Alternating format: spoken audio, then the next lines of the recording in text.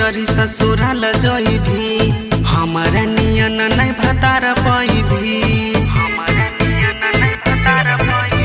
भले डोलिया में चरी ससुराल जई भी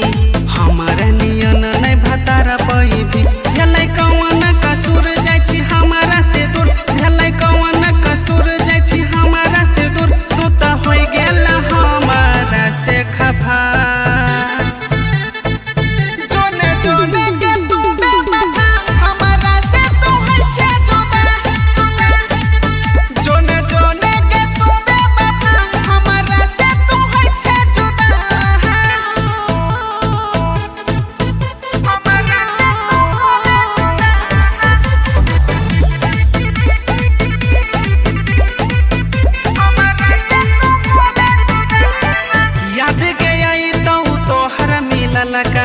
दिलवा में दोहरद होई तई के हलका दिलवा में दोहरद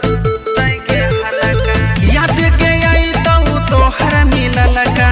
दिलवा में दोहरद होई तई के हलका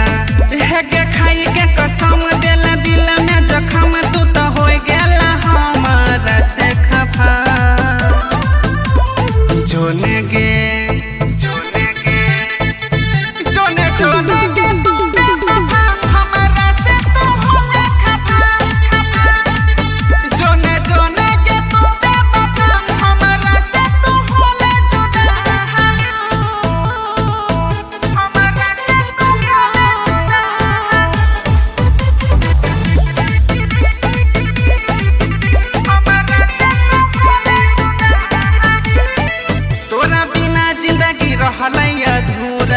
सोचल सपना के कहले नहीं पूरा सोचल सपना के कहले नहीं पूरा